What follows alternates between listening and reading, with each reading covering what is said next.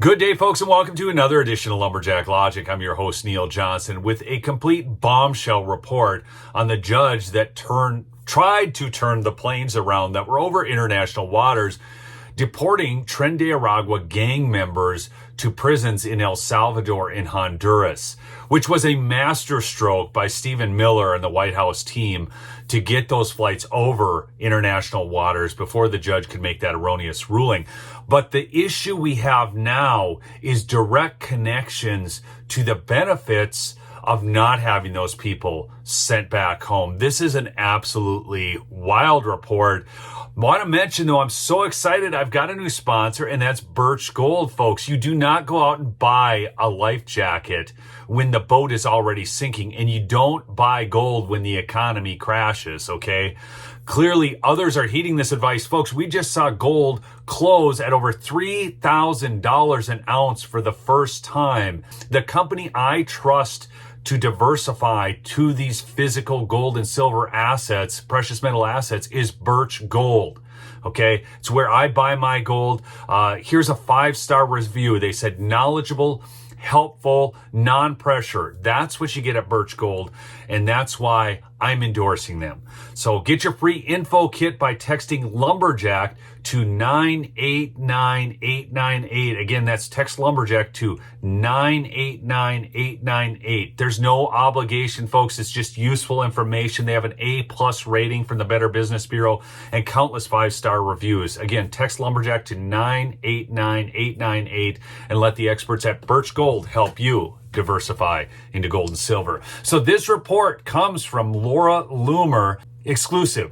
Chief Judge Boasberg blocked the deportation of Tren de Aragua gang members without disclosing the fact that his daughter works for a 501c3 called Partners for Justice. Partners for Justice. Just they give the Partners for Justice give criminal, illegal aliens and gang members legal advice.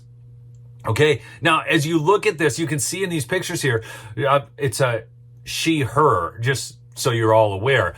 If that isn't a tell of just how leftist she is and how leftist her father is who raised her, I don't know what is.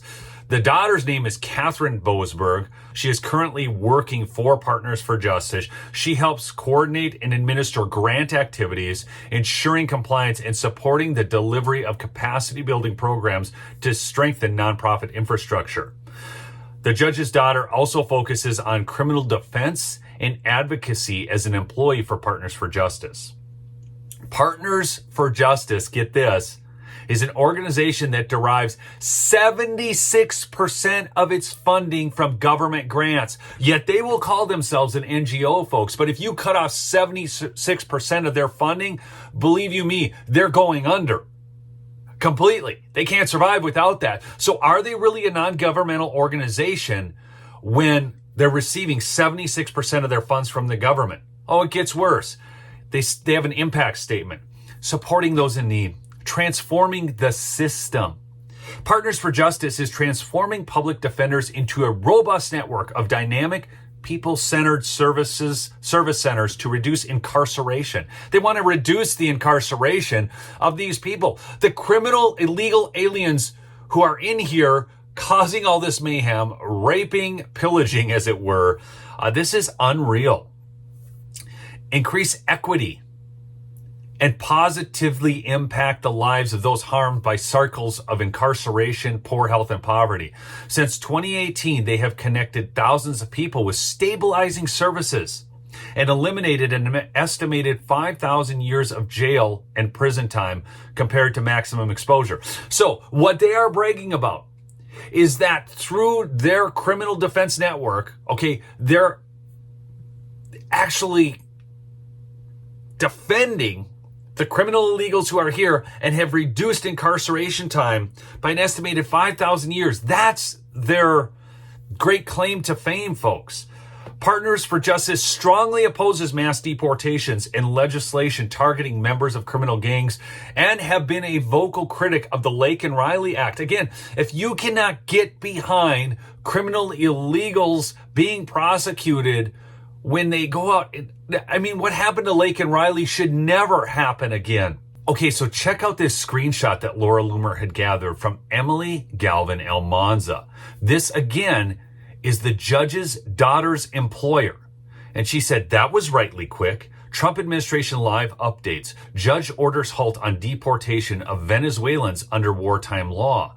Again, this is a complete conflict of interest. This is the employer of his daughter, who are, again, working to stop these deportations of criminal illegals from Tren de Aragua gangs. This is an issue where the Democrats are so wrong. This is one of those 80-20 issues where 80% of the electorate can see just how right Trump is. The disqualification clause for judges states this: a judge shall disqualify himself or herself in a proceeding in which the judge's impartiality might reasonably be questioned. Do you folks reasonably question this judge's impartiality at this point? Okay. Including, but not limited to, instances in which the judge or the judge's spouse or a person related to either within the third degree of relationship or spouse of such a person is known by the judge to have an interest that could be substantially affected by the outcome of the proceeding. I mean, I don't know what else you need here. This is, look, we saw this with early rulings, right? With USAID, and then the judge's wife is on the board of the company benefiting from USAID monies and so on. The mass deportation of criminal illegal aliens and gang members could lead to a substantial reduction in crime rates, folks, potentially decreasing the caseload for Partners for Justice. So do you see that if you don't import these people who are getting the money by defending these people, that might be a problem financially for those people who receive 76% of their funding from the government, by the way, while also reducing gang-related incidents that may in turn diminish funding opportunities for Partners for Justice from the U.S. grants and private foundations. I mean, Boasberg has to recuse himself. There's no way around it. And not only that, this is what's really wild. I want you to check out this video in which you can see that she's now removed her LinkedIn profile. So you can see this scrolling here. Totally got rid of it simply because, again, Laura Loomer is doing the Lord's work here, exposing this stuff. She is like a dog on a bone when these stories come out, and she gets to the root of the issue here, and she has completely exposed this judge and his conflict of interest, which is wide and vast.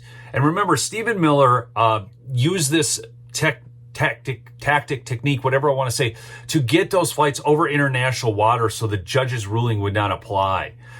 And praise God for a White House that can get these criminal illegals out of here in spite of these corrupt judges, and do it in a manner which now this judge is exposed, and we're exposing the entirety of the fraud of the legal system. The DOJ needs to work on prosecuting these judges and removing these judges, because we're not going to be able to get it done via impeachment, because we're not going to get the votes in the Senate. We don't have large enough majorities. So keep the pressure on Pam Bondi, Kash Patel to look into these judges. I'm sure they're hearing it from us, but they can hear it more. They can never hear it enough right now, folks. Again, please remember to subscribe to the channel and check out my new sponsor, Birch Gold. You can text Lumberjack to 989-898 to get that free info kit on gold. Folks, gold just closed over $3,000 an ounce for the first time. And again, this is not retail people buying up this gold. I think we're going to see new highs with gold and also with silver in relation to that. So they've been on a tear lately. I don't think we've seen the top yet. Again, I'm not an investment advisor, but I buy the stuff myself. We'll see you on the next episode, folks. Peace out.